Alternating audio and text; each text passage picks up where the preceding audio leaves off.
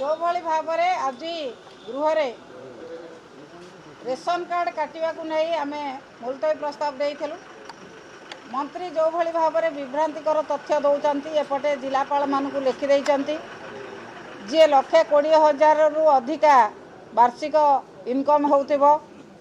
एवं जार गाड़ी थिबो जो परिवार जदि जड़े किए सरकारी चाकरी करिथिबो ये सब 7टी क्राइटेरिया जो देकी पठेइछन्ति रेशन कार्ड काटिया किंतु हाउस रे ताको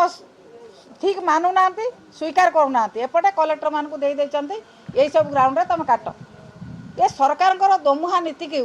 साधारण लोक बुझीगले। साधारण लोक जो भली भाव में आशा करथिले सरकार ठारू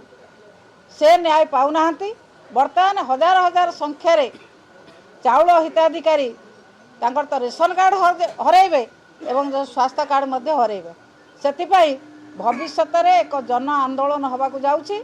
आपण माने समस्ते जानते रेशन कार्ड एवं स्वास्थ्य कार्ड लोकंकर केते आवश्यकता से आवश्यकता को पूरण न करी मंत्री महोदय आज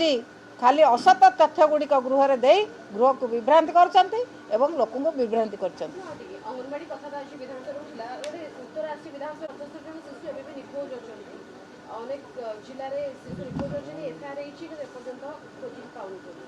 सेटा सरकार अपकारता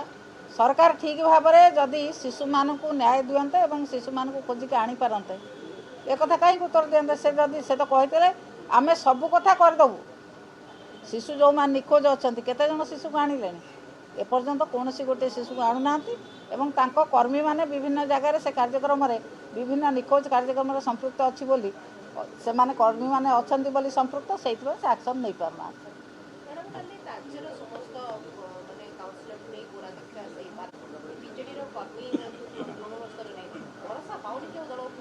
समस्त भरोसा करके अच्छा जो मैंने बेसी खाया आशा कर देखुना खूब अल्प दिने जमा किछि पाइबे पुणी आम पाखु आसो।